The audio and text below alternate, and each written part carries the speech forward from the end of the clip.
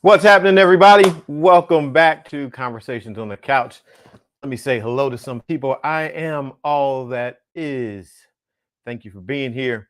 Thank you for joining in tonight. Tonight, we're going to talk about revenge. So, this is going to be a good conversation. So, if you've ever been in that place where, you've been going to that next level and people been coming up against you and you've been you felt like you wanted to enact some revenge, tonight's going to be a good conversation for you. But let me say hello. Simply Paula, what's happening? Amigo 313, good to see you. Fabulous, good to see you. Pixar Ball, good to see you. Shane Sleepy, James, good to see you. Oh, that's good to see you. Rent Ewan, good to see you. Charles Polyak, good to see you. Gregory Verumen, good to see you. Good to see everybody. So many names that I see oftentimes. Who was that waving at me? Let me see. I saw somebody wait. Simply Paula, what's happening? Good to see you. Glad that you are here. So we're talking revenge tonight, and it's going to keep in line with the passion of living a nevertheless life. Hey, Isabella, good to see you. So we've been talking all week about three words joined together as one, nevertheless, and how these three words joined together as one word can change your whole entire life, right? And so we talked first about nevertheless and really what it meant to take a position of choosing to go to a higher level, choosing abundance over lack, nevertheless. And I use a story, a very popular story of a person that many of us have heard of, if not all of us, Jesus. He's in the garden. He's in this garden of Gethsemane. And this is before he's going to be crucified. And you may not be a Bible person. I always give the disclaimer. It doesn't really matter. I'm going to tell the story anyway. Just hang with me. It'll be encouraging to you. And so he's in the Garden of Gethsemane before going through this process of crucifixion. And he's having a struggle with this moment. He's having to decide if he's all in or not. And so he's actually praying and saying, God, if there's any way that this situation, this cup could pass from me, let it be so. But then following that, he says, nevertheless, not my will, but yours be done. So he comes to this place of resolution and says, nevertheless. And those words, when we think about them, we're all going to be faced with situations and moments in life where we have to decide if we're going to go to that next level, if we're going to move up higher, or if we are going to choose the lesser route.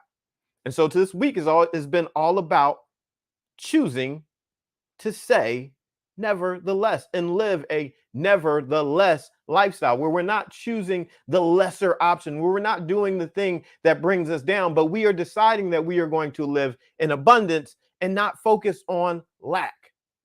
See, if you focus on lack, lack is lesser. If you focus on the problem, if you're always just focusing on the problem, you're actually focusing on what's lesser. Oh, I'm in such bad shape. Focusing on the lesser. So the question you can ask yourself is, if I know I'm in bad shape, what can I do? You start looking for what can you do? What can I do to improve my situation? What can I do to enhance this moment? What can I do to turn my life around? So now you've shifted from a lesser mentality into an abundance mentality. You're thinking for, looking for, operating in a way that says, I know there is something greater and I am looking for it, pursuing it, going after that. I am going to have that. There are some ideas, some dreams, some visions, some hopes, some aspirations, some things that you have inside of you, talents, gifts, abilities, things that you have inside of you that have been calling you to a higher level. If you're honest, you are in a moment where something on the inside, that idea, that thing you've been looking at, that thing you've been dreaming about, is actually making an invitation to you to go to the next level, for you to level up, for you to rise.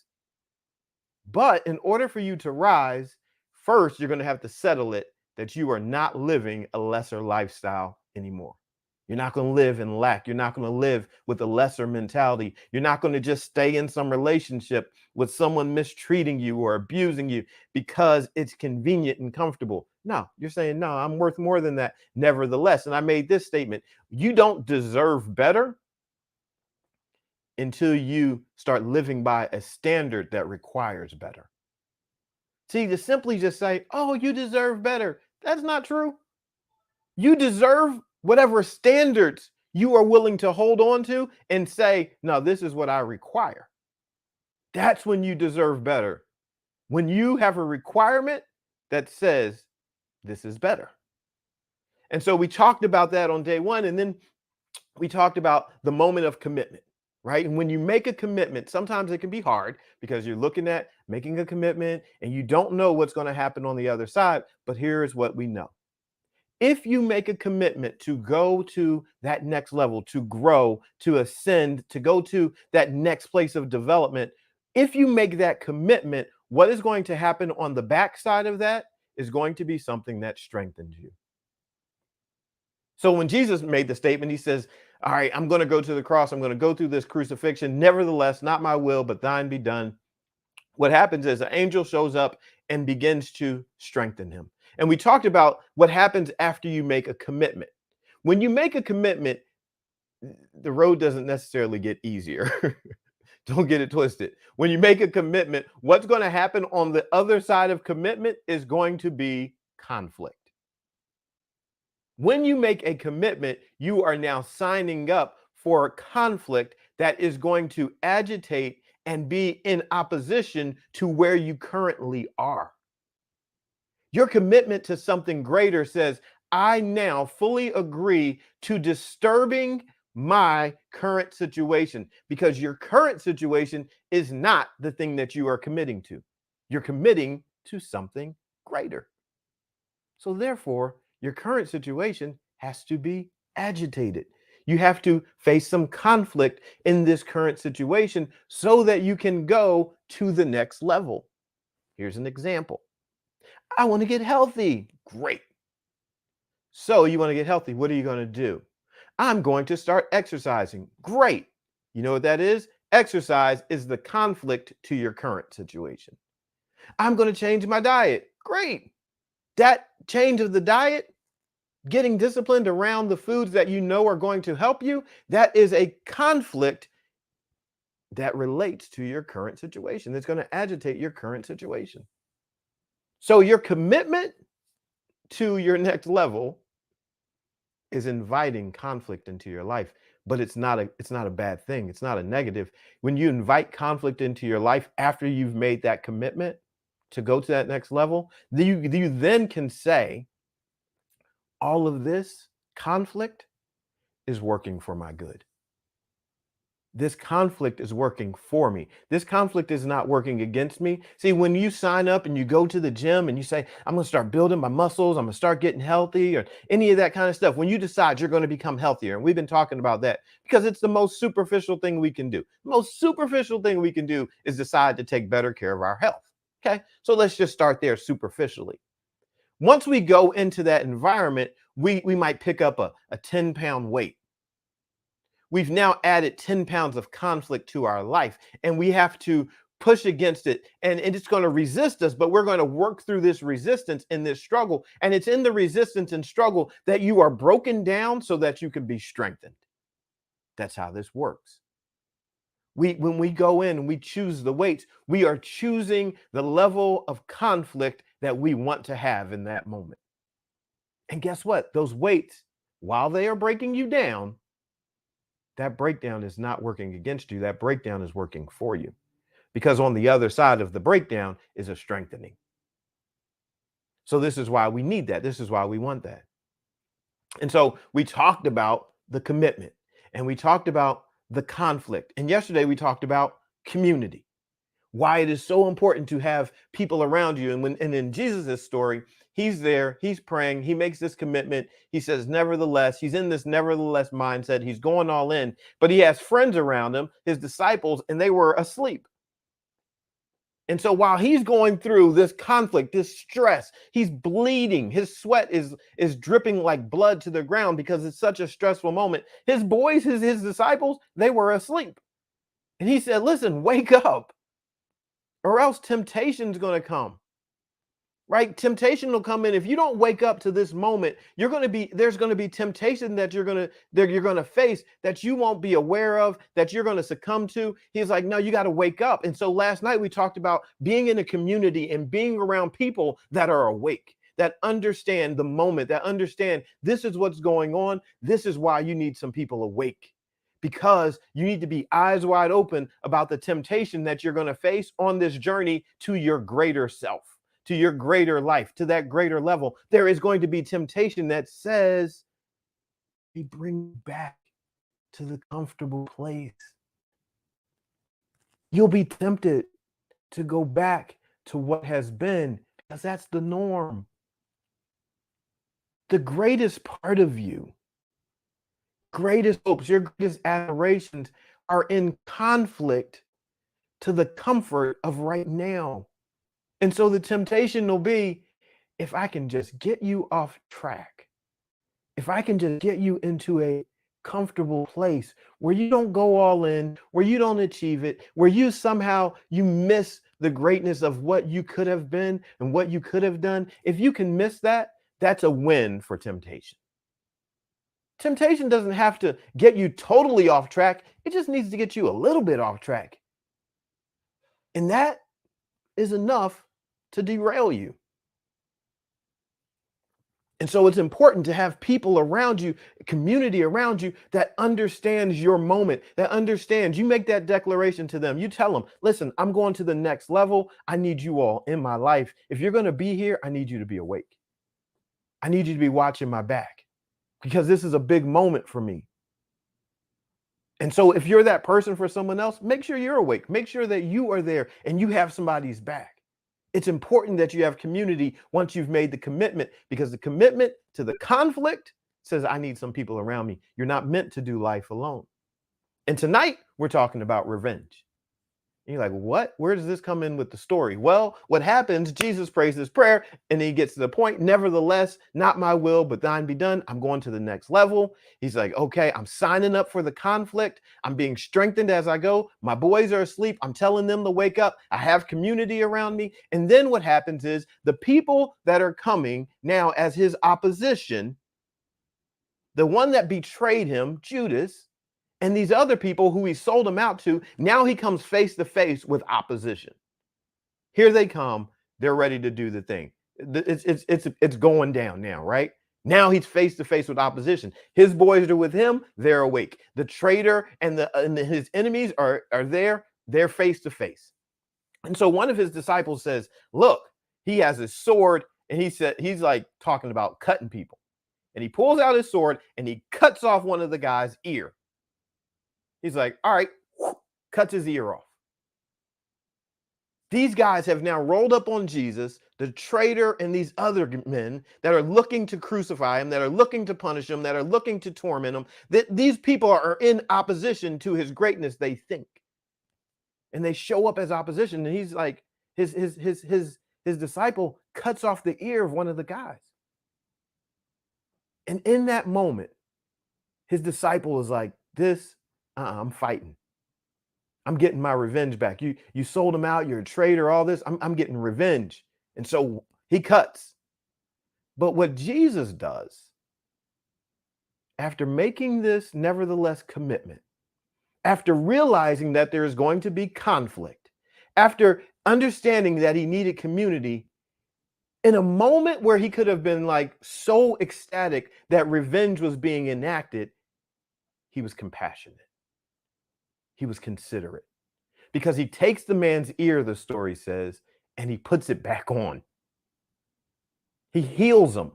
Instead of crushing him, he heals him. And in this, it got me thinking about some of my clients and some people that have approached me, and they're like, they wanted to develop a revenge body. That's why I use the word revenge tonight. They wanted a revenge body, right? Because someone mistreated them when their body wasn't in a certain kind of shape. Someone didn't want them and all that kind of stuff. And someone broke up with them and everything like that. And they wanted a revenge body. Well, let me just tell you, using that as an example, that your revenge is not in that moment. You will never develop a revenge body.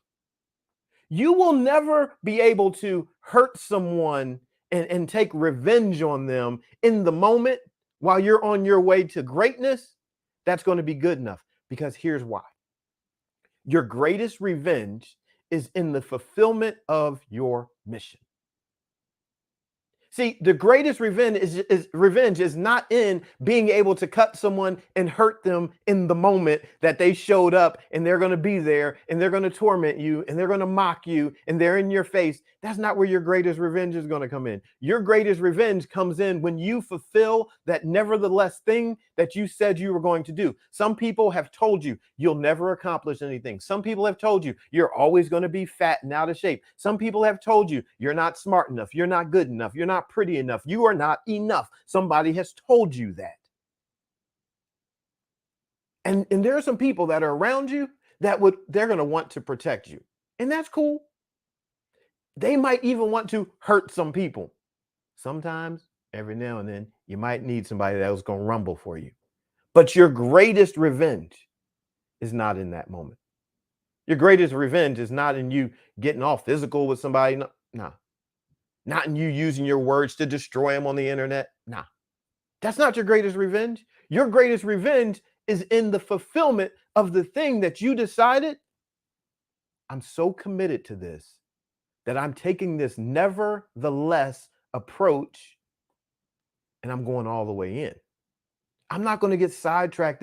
Just sitting here trying to fight with you in this moment. I got something to fulfill. I got a mission to fulfill. So if you think that you are here in my face, tormenting me, making my road rougher or whatever it may be, let me just help you to understand something. When I made my commitment to this conflict, to this struggle, I knew you were going to show up. And this is a nevertheless moment for me. So even while I know I could cause you harm right now, and I could, I'm not even worried about that, because that's going to get me off track.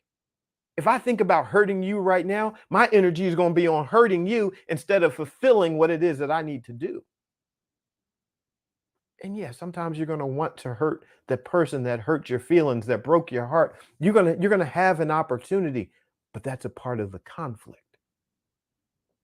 That's the conflict in that moment. First, there was a conflict to the commitment. I got to do a hard thing. Then there's a conflict when it comes to temptation. There's something that's trying to pull me back into a comfortable place. Then there's a conflict with opposition. There is someone opposing me, telling me that I can't do this. There's someone who presents themselves as being in my way. But we already talked about this earlier. We already strategized this. We already game planned this. We already know how this works. All things are working together for your good because you've made a commitment to the greater. Those people, when they showed up to do harm, they were just another weight. They were just another weight in the gym. Conflict. He was like, "Oh, I got to make a commit. I'm making this commitment. Oh, that's a 100-pound weight. Oh, I'm committed to facing this temptation. All right, that's another 25 pounds on the bar. Now these people are opposing me. Oh, that's another 25 pounds on the bar." He was just adding. Jesus was going through this process. He's like, put more weight on the bar. All of you in my way, you think you're here. No. You're just weight on the bar. You're going on the bar. I'm getting ready to lift this thing. I'm getting ready to do this thing. I'm being strengthened as I go. Every time something shows up as a conflict for me, it is helping me to become stronger. And that's what I want to encourage you with tonight. Every time, once you make this commitment and you say you're going, every time something shows up, oh, no. You can go ahead and say it. This is working for my good. I'm getting stronger. You, when you try to oppose me, you, when you try to hurt me, you, when you try to bring up my past, you, when you try to get me off track, you're just giving me another rep. You're putting some more weight on the bar for me to take another rep. And every time I take another rep, I'm getting stronger and stronger and stronger. Like, we need to get into a mindset where you start flexing.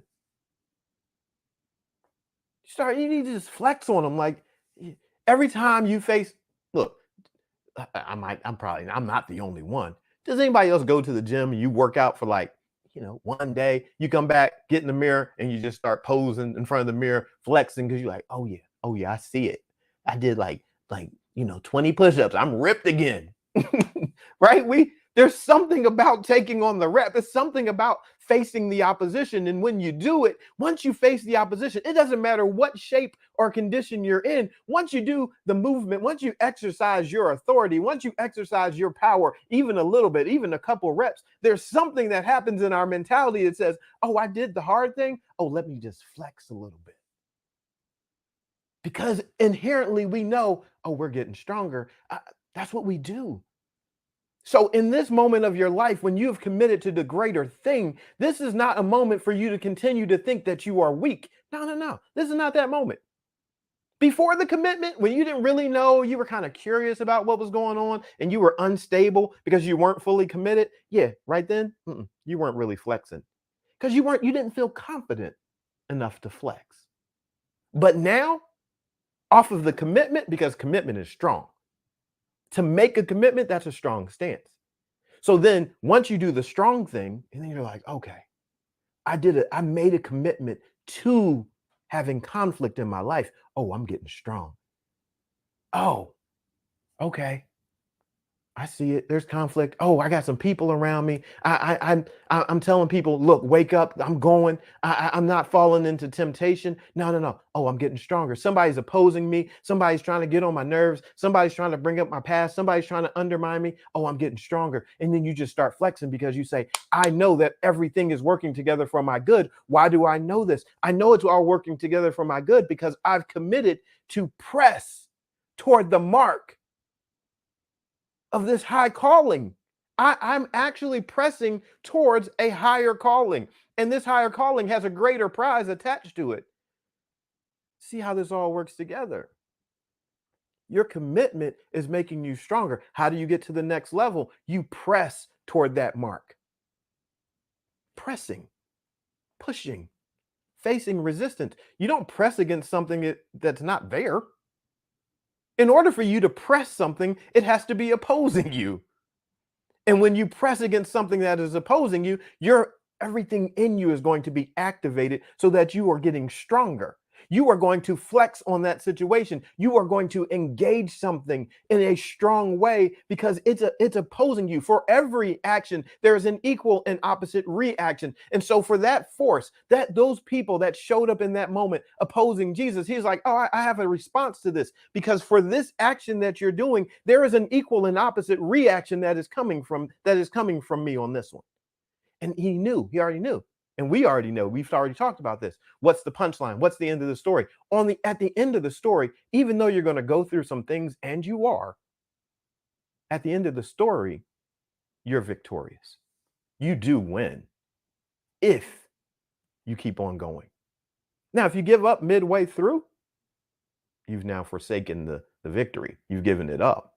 But if you keep going after making the commitment, after understanding the conflict, after having the community around you, after being able to engage with compassion and consideration in this moment, even when people are trying to harm you, if you can keep going in this way, don't you already see yourself becoming a stronger person?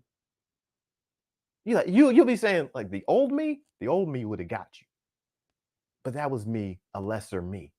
But I'm not in a lesser place. I'm never going back to the lesser place. I'm not living in that lacking mentality. See, the old me was grasping for just anything. So I was so desperate that I was just going to take anybody that came along, anybody that asked me for my number. I was just going to give them my number because I was just so desperate. I just wanted someone in my life.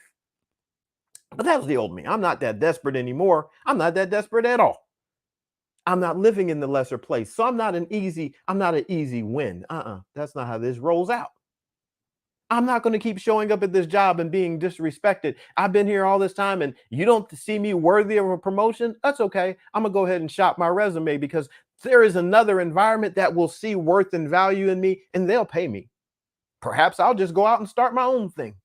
I've been dreaming about my own thing anyway. The lesser me was afraid to go out and take a risk, but no, this abundant me says that, you know what? There is something in me that is so good that it can make something happen. See, when you see yourself differently, when you understand there's a shift and a great difference between the lesser you and the greater you, then you start operating differently and you start flexing on your situation because you're pressing towards a mark. Not for nothing.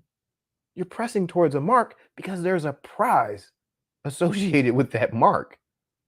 And if you are pressing towards a higher calling, let's just pause and understand there must be a lower calling. So there's something that could call you lower, but if you're pressing towards something that's a higher calling, you've decided you don't want the lesser one. You're like, nope, the lesser one is not the one that's going to do it for me. See, we always have options. Sometimes people think they don't have options. You always have options. You can choose to stay in the comfort zone of what you've been doing, or you can take these few breaths that you have in your lungs and decide you're going to go for it all. That you're not going to approach your next romantic relationship and think that it's going to be as bad as the last one, or think that it's going to be negative and end in divorce, and it's going to be a broken-hearted situation. No, no, no. You don't have to think that. That's a lesser kind of conversation. You can think with the abundance of, if I so choose to be in a romantic relationship with someone, I want it all.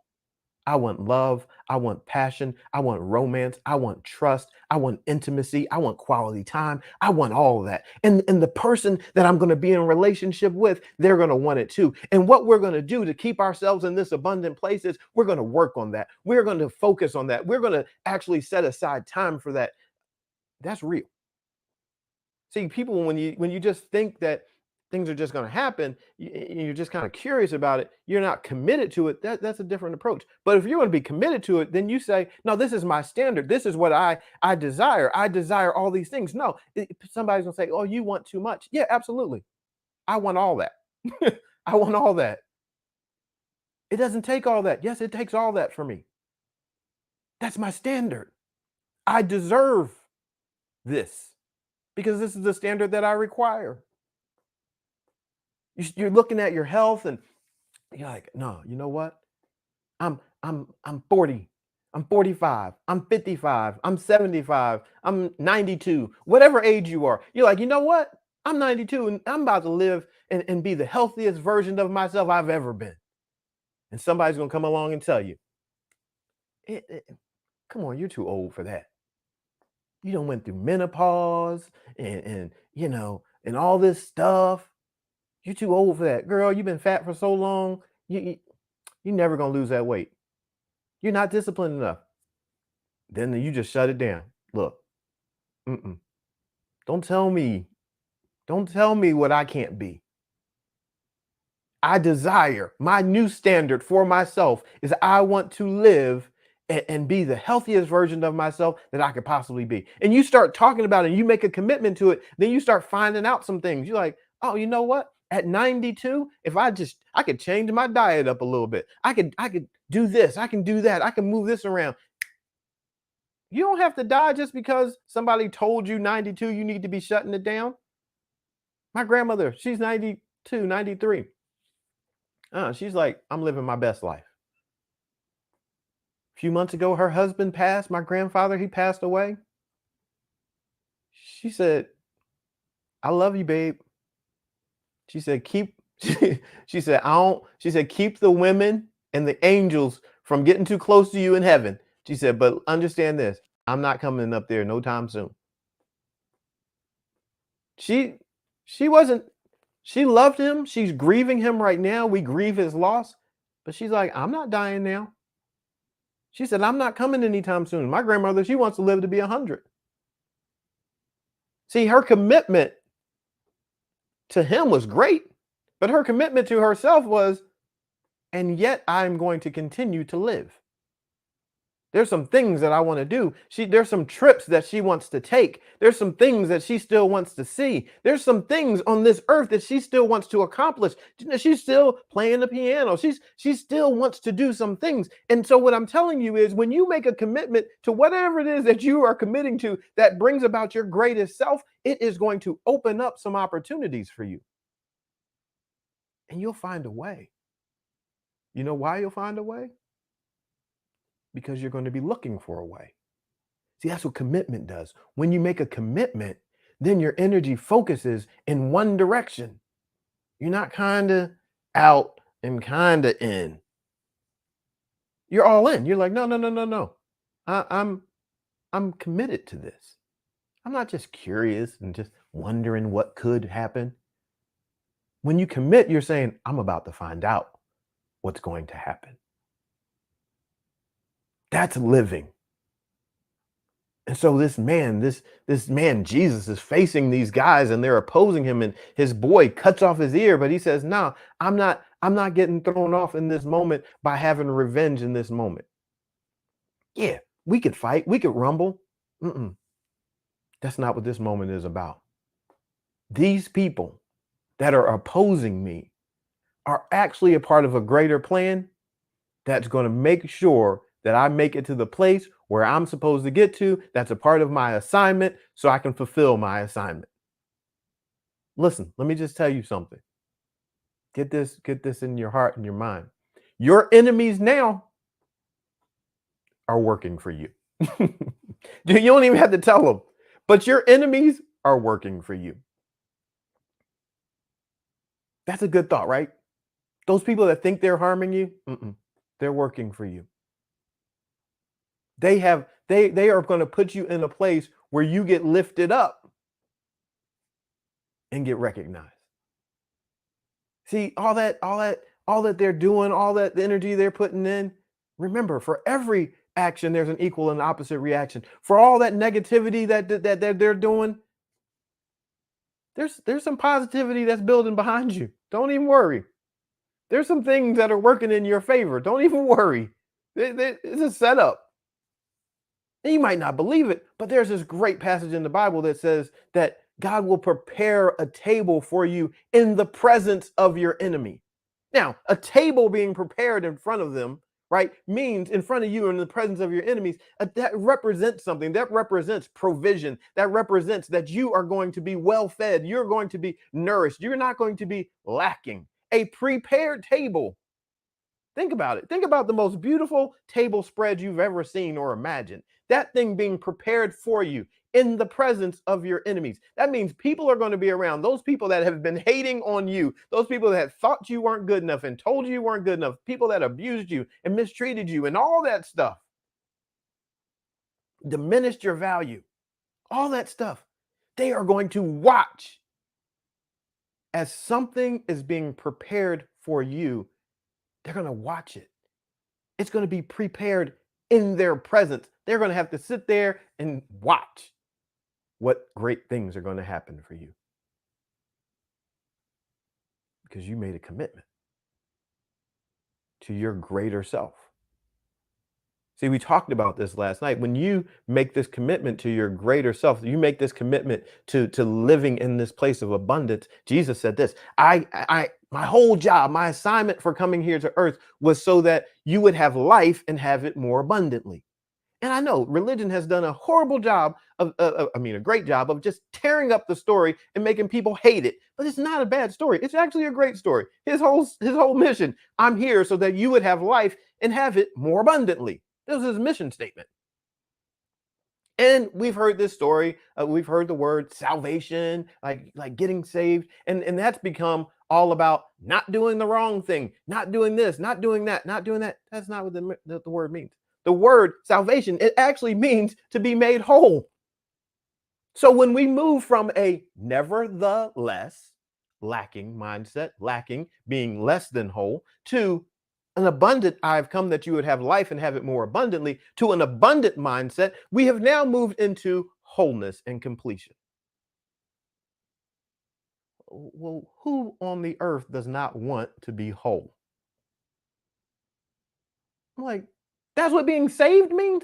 Like, wait, I'm actually being rescued from lack into abundance? Not a bad deal.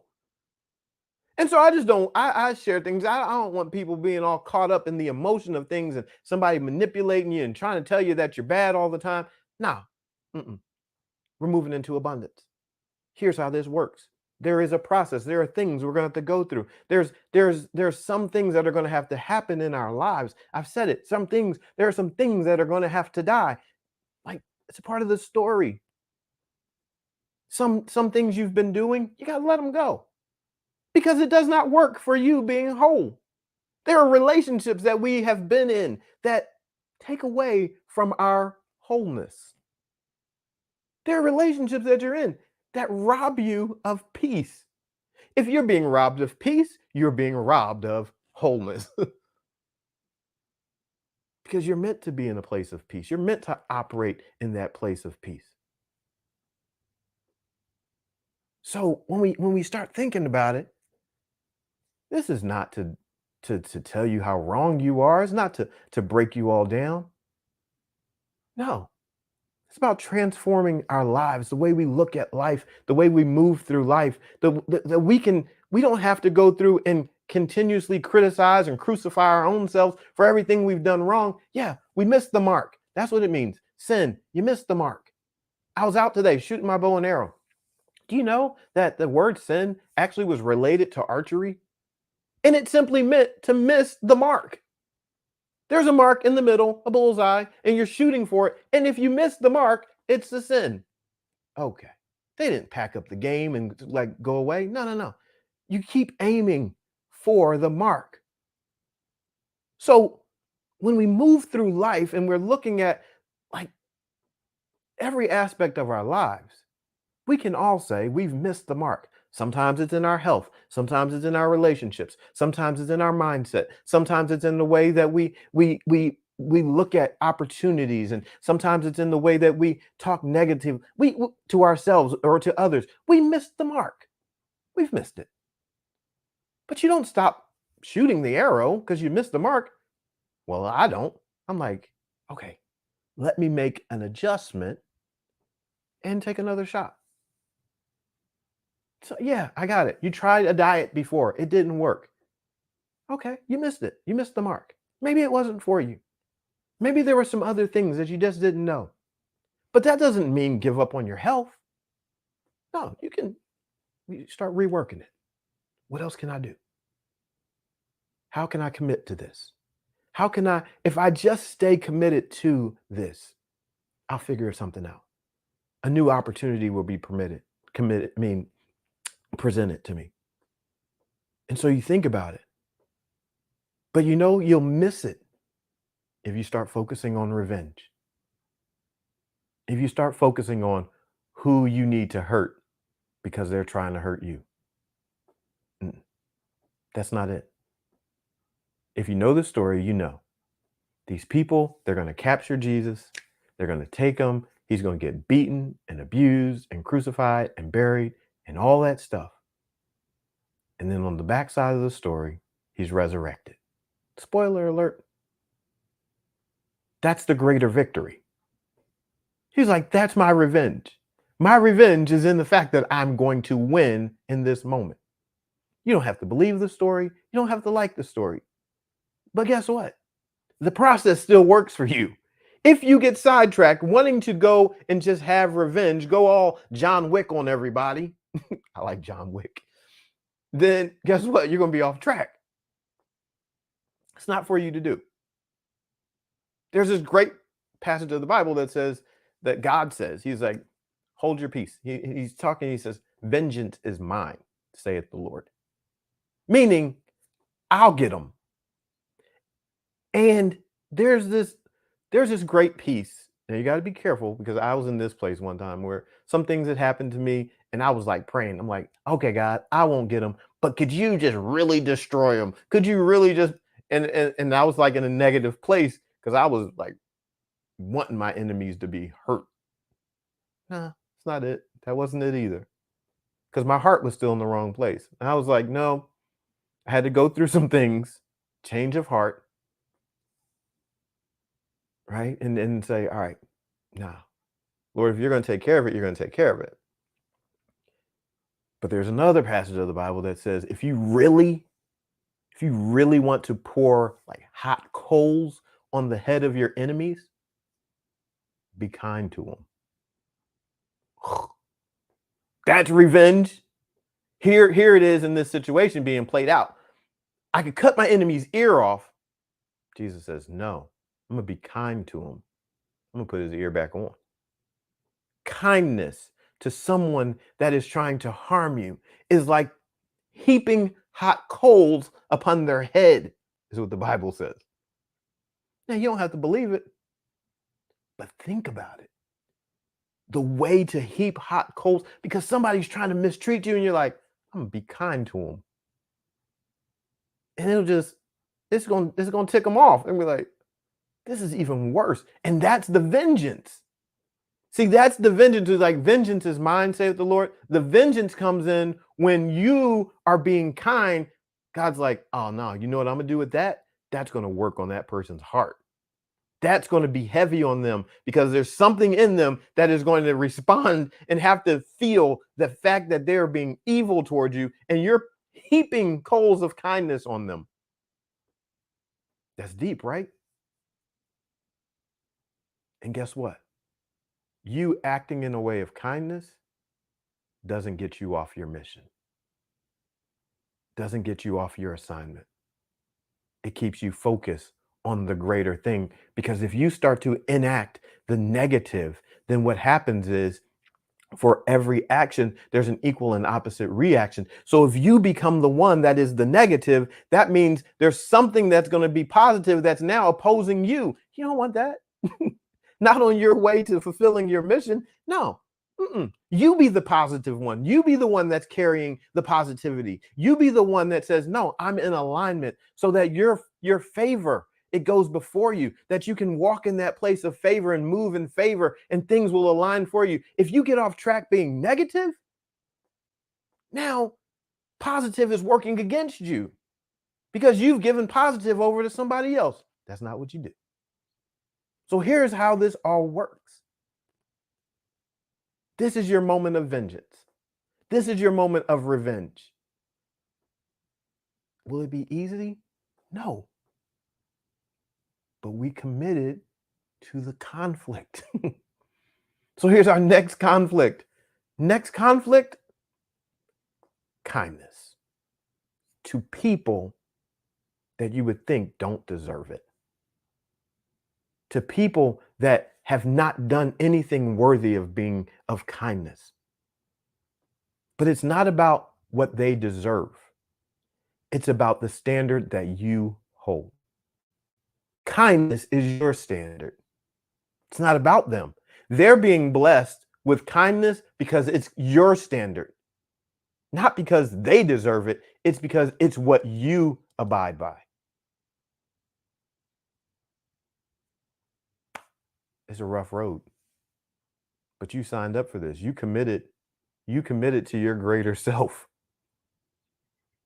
What does this have to do with launching a business? What does this have to do with writing a book? What does this have to do with starting a nonprofit? What does this have to do with having a healthy romance and marriage? It has everything to do with it.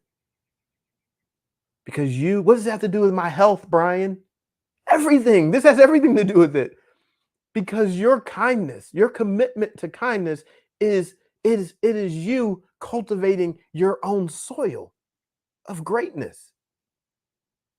It's you tending to your soil, making sure that the fruit that grows in your soil is not fruit that is being poisoned by something that is less than what you can be. You are freeing yourself from less than. You are freeing yourself from this idea that you got to take revenge and you need to get evil. You are cleaning out your soil so that your soil is rich. Because what is growing in your soil beneath the surface needs the richness of the environment that you are cultivating. That's it. It's not about them. It's about you. You are being transformed by the renewing of your mind. Other people might not transform because they might not renew their mind. You are transforming because you are renewing your mind. And your renewed mind means I'm acting differently. Why? Because I committed to something else. I committed to greater. I committed to the high calling. And because I committed to it, now I'm pressing, meaning I am facing an oppositional force and I am resisting it with force that is going to remove it from my atmosphere. When you're in the gym and the weight is coming down on you and you resist that force, you're resisting something that is wanting to be close in your atmosphere, and you're saying, no, I'm resisting you. I am pushing you away so that I can be in my strongest, most complete self. You're taking care of your own environment. So, my friends, press toward the mark with kindness. The conflict of kindness is now your next weight going on the bar. We've had conflict as it related to making a commitment. We've had conflict as it related to facing temptation. Now we have conflict as it relates to kindness. Even when someone is hurting you, even when someone is mistreating you. That more weight on the bar. But tonight, you are being strengthened. And you signed up for it. You committed. Because you want the greatest expression of yourself to live. And that's a good thing. So, Lord, thank you for this time and these moments together. Thank you for all that you've done. Thank you for this another challenge to be kind. Thank you for the conflict of kindness and what it does for our own soil. Thank you that our commitment to kindness, facing this conflict, facing this challenge, is purifying our own environment and enriching the seeds that we are planting in our environment. So everything that we have dreamed of, hoped for, aspired for, everything that our hearts desire to see grow, to be fruitful and to multiply and to replenish and to subdue in the earth, everything is being enriched because we are removing those things that are not kind from our environment. Thank you for this time of purification, for the mindset shift. Thank you for the challenge. Thank you for the hope of something greater. Thank you for the commitment of each one. With whatever that thing is in their life that they are looking at, that they know this message applies to this thing in my life. Thank you for them seeing it. And thank you for them choosing it. Thank you for them choosing whatever that next level is and going after it, being fully committed to it, not looking back, choosing abundance. And I pray in their choice of abundance that they would have the fruit of abundance, that their lives would be tremendously fruitful, that in their season they would bear much fruit, not a little bit, but much. Let it be abundant, like life-changing. Let it be so life-changing that it changes generations. Let it be generational abundance. Let whatever it is that they're called to do that is enriching this world, let it be something that changes lives for generations, for their children's children. Lord, let it just be that their life can be nourished, that even in the presence of their enemies, there's that table that is prepared for them. Let there be no lack in their house of love, of health, of financial provision, of ideas and dreams, of teamwork and togetherness, commitment. Lord, let there be no lack. I pray for healing in homes, in bodies, in businesses, in mindsets, in aspirational endeavors. I pray that there would be healing for someone that has been discouraged, someone that has thrown in the towel. I pray that they would get back up, brush themselves off, get back in the fight, and go for it. I pray someone's heart is encouraged. I pray that someone that has had their sleep disturbed and has been unable to rest, I pray that someone would rest well, that they would be able to take a real nice deep breath and really settle into rest that they haven't had in a long time. Let there be mental peace, emotional healing, mental wellness, decrease in stress. I just pray that for whoever might need it tonight, for that one that has felt abandoned. Let them know that this message is for them. And the right community is on the way. That their days of being alone are coming to an end. And the right people are coming. Thank you for these things, the encouragement of this moment. I pray blessings upon each one as we go our separate ways. I ask that you would encamp angels of protection around them. And we count these things as done. In Jesus' name, amen. All right. So have a fantastic night. Thank you all. Kaya Official. I don't know if I said it right, but I appreciate you being here. Simply Paula, DST, 14SB, thanks for being here. Everybody, Joy Brooks, Susan, everybody, thanks for being here. I appreciate you all. Have a fantastic rest of your evening. Go all in with your commitment and get ready for the greater things that are heading your way. It's going to be a great season for you. Great new next chapter. Look for it, anticipate it. Great things are happening. I'm B.A. Shepherd, 2 P's, A-R-D, reminding you to be a shepherd. The world has enough sheep. Love you much. See ya.